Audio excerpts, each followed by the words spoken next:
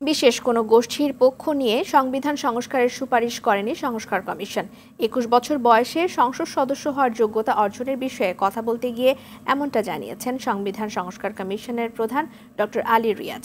সকালে জাতীয় সংসদ ভবনের এলডি হলে আয়োজিত সংবাদ সম্মেলনে তিনি বলেন, ১০% তরুণদের নির্বাচনে মনোনয়ন দিতে রাজনৈতিক দলগুলোকে বাধ্যবাধকতায় আনতে সুপারিশ করা হয়েছে।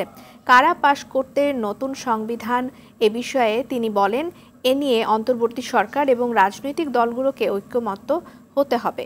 তবে সংবিধানে ঘাড়ে বন্দুক রেখে কোনো দল যেন ক্ষমতা দীর্ঘায়িত করতে না পারে সে বিষয়ে সংবিধানে কোনো ধারা সংযোজন করা নেই বলেও তিনি জানিয়েছেন।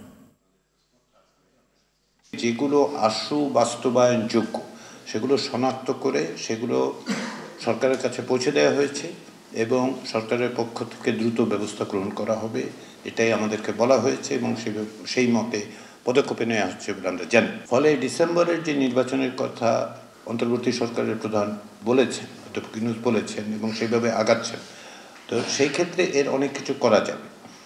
আর নির্বাচন ব্যবস্থা সংস্কারের ক্ষেত্রেও কিছু পদক্ষেপ আছে যেগুলো আশু ব্যবস্থা গ্রহণ করলে তুলনামূলকভাবে আমরা দেখব যে কিছু সংস্কার হয়েছে যেগুলো ভবিষ্যতে এই ধরনের জালিয়াতির নির্বাচন সেগুলো বন্ধের ক্ষেত্রে খানিকটা সহায়তা করবে।